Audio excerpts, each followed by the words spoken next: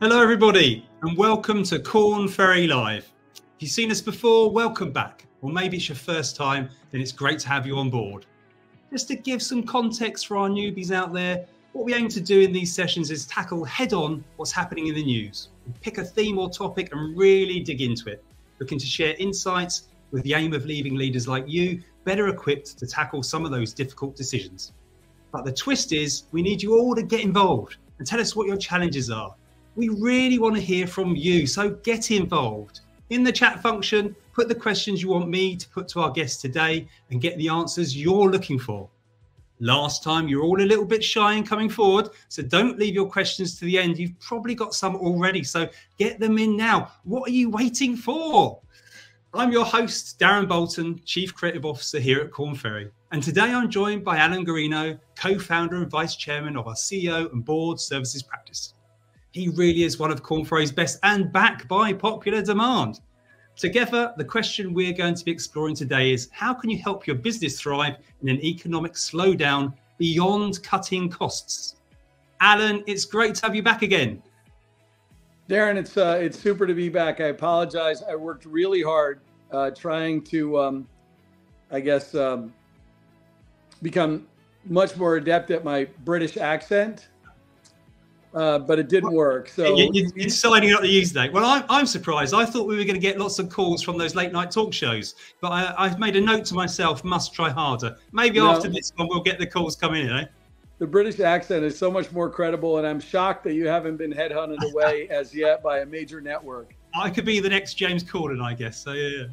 Anyway, I'm sure our audience are keen to get stuck in. So let's kick off with the seeming paradox of growth in an economic downturn. Is it really possible to flourish during a recession? And if so, Ellen, are there any learnings we can pull on from previous downturns? So can we grow during economic downturns, or can we flourish during economic downturns? The answer is absolutely. And like anything, it is for the most fit and adept organizations to shine. And unfortunately, those mediocre performing organizations probably won't. You know, you think back historically, little known factoid, but there was a detergent called Dreft. Yep. They might have needed to speak with you, or perhaps Jill Wilfong, our chief marketing officer, around the branding name. I don't know what that was all about. But in the 30s, that was launched by Procter & Gamble in the height of the Depression. It was a huge success. It helped them grow, and it expanded a category, literally flourishing during an economic downturn of epic proportion, driven by innovation. So that really is the opportunity in a downturn for companies to do things beyond what I'll get into in a minute about the more routine activities. Fast forward to 2008, Netflix provided affordable entertainment during an economic downturn. It was a boom for Netflix. Think back to the 90s, Microsoft had the initiative to launch Windows 3.0, tough economic times, but again, an innovative new way to deal with at the time what was called a personal computer. I don't know that everybody on this call even knows what that was. It was the precursor to the laptop. And then, of course, Amazon and Alibaba, tremendous stories of coming out of the financial crisis with exceptional growth by offering an innovative new way for people to consume goods. Sure. Plenty of stories. Innovation drives growth in a downturn. Definitely. But there does seem to be a lot of polarizing views around at the moment, whether growth is or isn't on the cards for 2024. So how can our clients kind of balance being agile without overreacting, I guess? Well, the other things that happen during these downturns that companies need to do are absolutely finding ways to make some cuts. But understand, when companies are doing well, they get bloated.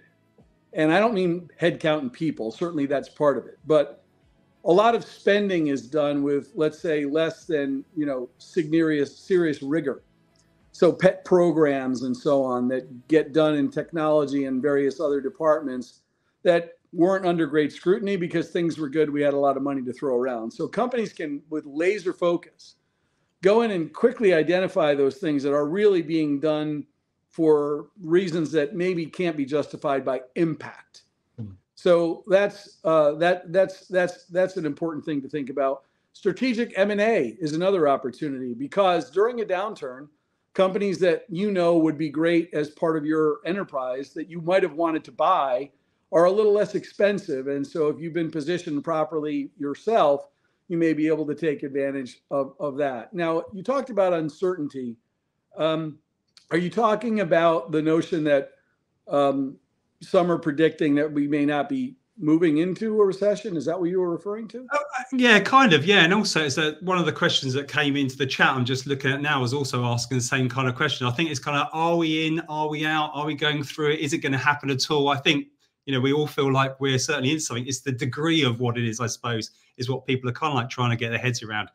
Will it get worse? How bad could it really get? All that sort of stuff. Well, so I guess there is some gray hair here, and I hate to say I've lived through 4 economic cycles now. One as an employee, one as a CEO and an owner of a company, and two subsequently as an employee. And you always hear, well, this time is different. We heard this in 2008 with the financial crisis. The fact of the matter is, so far, I haven't seen that bear out. It's not different. There are different, obviously, technologies and things that are in play that weren't in play in previous years. But the fact is, when there are downturns, there is a playbook that one could follow, and we just covered some of those. Sure. In terms of the economist's predictions, I have a dear friend, Jason Trennert, who's one of the top economists in my view in the country, and he has a great saying. There's 2 types of economists: those who don't know, and those who don't know they don't know. It's terrific, right? So we hear from economists all the time, and they're critical because of the research and insights they bring. But the fact is, no one really knows what's coming in terms of economic cycles until they actually happen, and we're looking at them in the rearview mirror. So I don't know if that answered the question. I'm happy to expand on it further. No, sounds good. Sounds good. And, where should we kind of be focusing our efforts when we're feeling this economic squeeze? And especially if you've got less to invest, should leaders be focusing on upskilling and reskilling, maybe restructuring, or is there something else they should be investing in?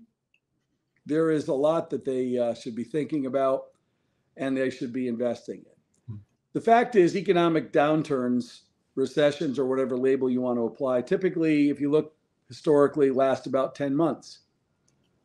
In the course of being a CEO or an executive running a business, that's pretty much the snap of a finger, really. And so while they need to do all the things we just talked about, because the company obviously has to remain strong and financially viable, the real opportunity in a downturn is actually focusing on coming out of the downturn.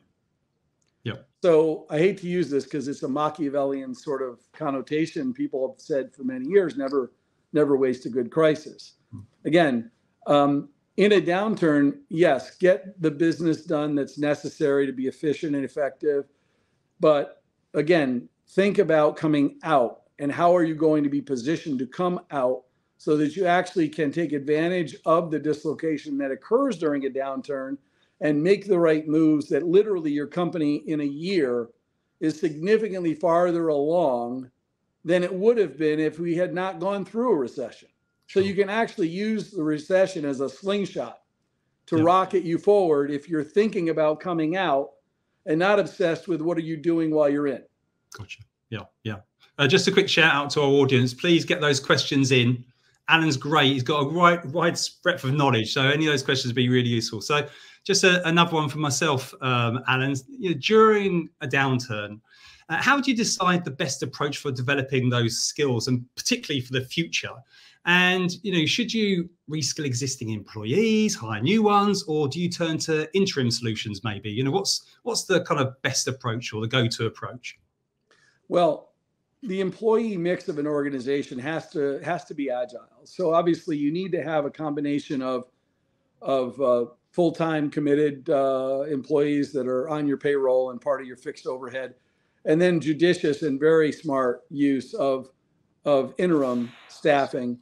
In addition, what I think is really prevalent, especially let's think about the function of human resources inside companies today, the idea of these functions in organizations, including finance, being these significantly fully staffed, almost soup to nuts providers of their functions capabilities to the organization should be rethought. I think there's a place for organizations within these functions to have colleagues that are not on W-2 with that company that provide services that I would say they are renting those services from experts like consultancies. And then there are those critical partners that are part of the organization in everything but W-2. Think of a Microsoft inside most companies, right? That is a true partner organization. You're not using them episodically as a vendor. And there are plenty of others I could have mentioned. So you have your full-time headcount. That's a committed cost, not very nimble, but critical. You've got interim staffing, gives you more agility. You've got key outside providers who you rent from, and that's more transactional. And then you've got those key outside providers that are truly partner firms. And in many ways, they appear as though they actually do work in your company, even though they're employed by someone else. Of course. Great. Yeah. So it seems like there's lots of ways to tackle that. But I guess one of the things that it's really hard in downtown is how do you motivate those teams? I mean, what's the most effective way to motivate them when the times are tough? It's not always easy to get that kind of like that spirit, that energy, that passion through the team. So are there any ways in which you can kind of like get that motivation going and really ticking? I think that people are people, and they're driven or they're dissuaded by very much universally. So I can think back of my time in the military, and I can remember being in the Army, and I remember being taught by some very smart leaders when I was more junior that I needed to be present at the times when our soldiers were under the most significant pressure. And so at 2:00 in the morning, when a tank is mired in mud, you don't need to be sitting in a warm tent having a coffee. You need to be out there up to your waist in mud alongside them. So first and foremost, they have to lead by example. People follow when they feel that their leadership is genuine and authentic. The other is be transparent. We're going to cut people in downturns. We have to. First of all, do it in a very caring way, because people pay attention to how you treated their friends who had to leave the company. And also be very transparent about it so that it's something that we are unhappy to be doing, but we are doing it, and we're doing it thoughtfully. And that can only be done by leaders that people actually believe in. So we go back to our colleague Kevin Cashman's thinking and research: authenticity, being genuine, and then just telling people how it is. It's not rocket science. You do those things, people will trust you. The pain will be diminished. You don't do those things, people will be looking for the doorway as fast as possible. And you haven't been able to actually bond with them during this tough time. Sure. And it always feels like, the ones that are unfortunate enough to have to leave the business, like you say, their friends and everything, well, that could be me next time. And if I'm seeing how you've treated them, why is that not going to be me next time? So it does leave a mark and a question, and you start go, is this really the company for me? So that's great, really helpful. It's a really tough topic, and one we're all having to kind of face right now, and it's not easy for anybody. But we're kind of like getting to the end of the time. We've got a little bit more time, so we don't have to rush this one if you want to finish up, Alan. But before we say goodbye, any final words of wisdom you want to share? I mean, you've covered a heck of a lot already, but is there anything else you want to go into a bit more detail? Well, we're talking to companies a lot today about transformation. We've been talking about transformation consistently over the years, but now it seems to be at a fever pitch. And by the way, it's not about AI yet. We didn't bring that topic up. That's another show. It's just that I truly believe that the pace of business and the complexity of business today has created opportunity and requirement for companies to constantly be rethinking what they do and how they do it and why they do it. So what I would leave leaders with in this call is, there's this thing that is starting to bubble up, which I love, and it's called radical candor. And so, let's get away from the passive aggressive behavior and the, saying what people want to hear, and all of that. Well, I call this radical operating instead of radical candor, right? We all know radical candor serves a purpose. Well, what about radical operating? And that means challenging everything we do, how we do it, and why we do it every day, with an openness to say, when I don't like the answers and they don't make sense, to dig in and make the changes, which then says we have to have a culture that is agile and receptive to and capable of change. By the way, probably 2% of all companies have that. Want to focus on something? Get a change mindset into your company. Okay, that's great. That is fantastic. So we're going to wrap up there. So thanks very much today, Alan. That was super helpful as always. And I'm sure we'll be seeing you again soon. We do like to call upon you, and we've got a bit of a double act happening here, so it could be a regular thing. So thanks very much, Alan, and take care. Okay, Darren. And by the way, cheerio. I like it. Cheers. Bye-bye.